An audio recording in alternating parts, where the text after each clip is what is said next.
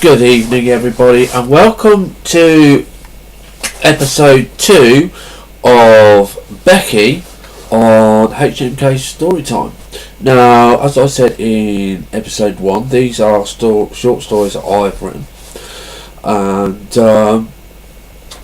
give me some feedback. Let me see what you think.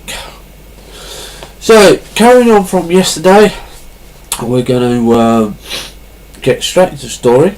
And here goes. John sat eating cheese and drinking a beer, thinking of the young woman, when his driver walked in and sat down. She okay? Yes, I saw her home and I've taken your coat to the cleaners. Thank you. You get the dress for tonight's dance? Yes, I have it, said Vicky, scowling at him. I know you don't like dancing, but I don't have a dance partner. What about the young lady at the bus stop? Come now. She was upset and it was raining hard. Fine. Here is her number. She asked if you would call her.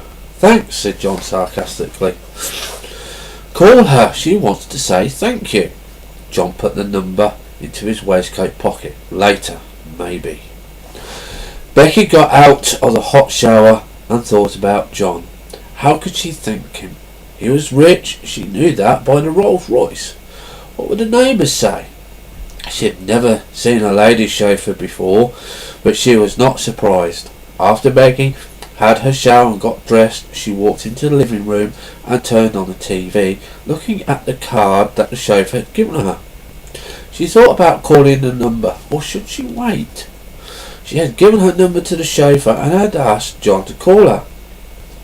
After watching TV for a few minutes, she got up and went into the kitchen and put her dinner on to cook. She picked up the phone and dialed the number on the card. Hi, this is Becky. Is John available to speak to, please? I'm sorry, miss. I believe he's out for dinner at the moment. May I take a message, please? Can you just tell him that Becky called to say thank you for the coat he gave me? I will tell him you called, miss, and pass on your message. Thank you. Becky put the phone down and went back to watching the TV programme. The kitchen egg timer went off and she went into the kitchen to get her dinner. She wondered why John had stopped and given her his coat for. John arrived home after having his evening meal with his sister Vicky, who was also his driver, as he could not drive no matter how hard he tried, and finally he gave up. Vicky had lost her job at the local pub due to the constant police raids and the violence that went on there on a Friday night. John offered his sister a job as she could drive. She didn't like it, but it was a job until she found another one and he found another driver. As the car pulled up to the front door, Mark, his butler, walked up and opened the car door for him. Good evening, sir. Did you have a nice meal? Yes, thank you, Mark. Mark was his butler, who came from a very respectable family, who had been looking after John's family for a while now.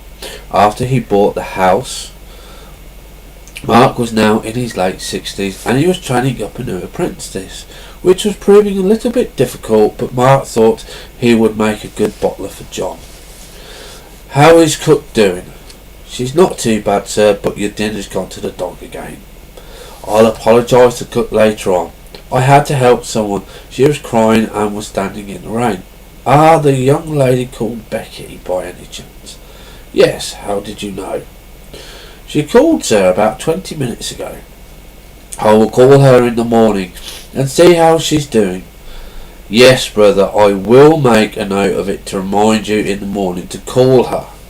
The gardener says the vegetables are doing very well, but he needs an extra pair of hands again. Again? That's the third one this month. What's going on? I don't know, sir. I'll find out for you and let you know in the morning. No, have him report to me tomorrow afternoon. As you wish, sir. John walked into his library and looked at his books he had collected over the years. All his favourite authors. He poured himself a rum and sat down to write his book. He was attempting to write a book, but he had little or no success, as he had not got the patience to really do it. Maybe one day he could do it. His mind kept wandering back to Becky. Why was she crying in the rain? Maybe he should call her and see if everything was okay. It was not that late. He picked up the phone and dialed the number Vicky had given him. Becky was eating her dinner when the phone rang. Who could this be at this hour, she thought. Hello, this is John. Hi, John. I'm just ringing to see if you're okay. Excuse me. Yes, thank you. I gave your coat back to the driver. Thank you, my sister's taken it to the cleaners. Sister? Yes, long story. The conversation went quiet for a moment, as John did not know what else to say. Thank you for calling, John. Maybe I can say thank you to you for another day for the coat. Yeah, sure. Bye. Do you dance? Yes, sometimes I dance. Why? I need a dance partner and my sister hates dancing. Okay. Would you mind taking her place? Yes, why not? I'd love to. Great. My sister will pick you up at around 10 a.m. I'll be ready. Thanks. Bye. The next day the doorbell rang at 9:45 and Becky went and opened the door. Hi, said Vicky. Hi, smiled Becky. I bet he's not told you, has he? Told me what? That idiot. Come on, we need to go shopping. Shopping? Whatever for? You can't go ballroom dancing in a normal dress and heels, Becky. What's wrong with the dress? Nothing, you look great. You'll see, come on, let's go. Vicky grabbed Becky's hand and pulled her out and down the path to the waiting car. Vicky started to explain about ballroom dancing, which her brother had neglected to mention, and Becky listened intently. They arrived in London a few hours later and went shopping. Listen to me, Becky. You need to have everything there is for tonight, and you need to be comfortable. I can't afford much. Vicky laughed. No problem there. My brother is paying. But, no buts, he should have explained. Several hours passed before they arrived back at John's house. More like an estate by the size of it. What does your brother do? He's a farmer, or likes to believe he's one. I have never seen a farmer this rich before. He bought out the smaller farmers and now they grow crops for him and he sells them to the local shops and supermarkets. I bet this costs a lot to run and look after. Not really. He has a good staff that look after the house for him. They parked the car and they got out. Mark the butler came out to help with the shopping. Hi Mark, can you show Becky where her room is please? Yes miss. Becky followed Mark into the house and he showed her to her room.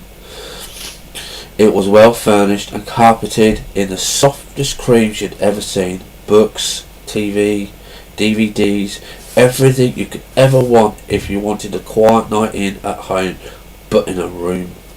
Your room, miss. Thank you, Mark. Mark bowed and left the room. A maid came in from a side room and curtsied. I've run you a bath, miss, so you can relax while I sort your bags out for you. Thank you. What's your name? Fiona, miss. Thank you, Fiona. You best get ready, miss. You don't want to miss the dance. It's a big event tonight. The maid opened the bathroom doors, which was all decked in white and bronze. Shelves of perfumes, soaps, everything a young lady would need to be pampered with, just like in the films. The water is just right, just warm enough to be soothing and relaxing. Becky looked at the bottles that were along the shelf and she picked one. Later that evening, when she had dressed and was waiting for John, Vicky came in and smiled. She was dressed in a blue evening gown with matching blue shoes and handbag. She looked amazing, her hair flowing over her right shoulder and down her back. You look amazing, Vicky. Thank you so much, Becky. Ready? No, she laughed. But yes, and looking forward to it. Voices were speaking outside her bedroom door and then Fiona arrived.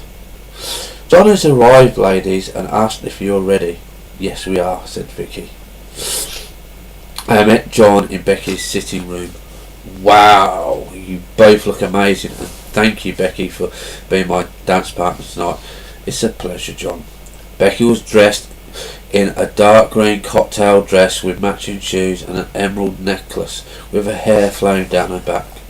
Shall we go downstairs, ladies? Sure, let's go, they both said.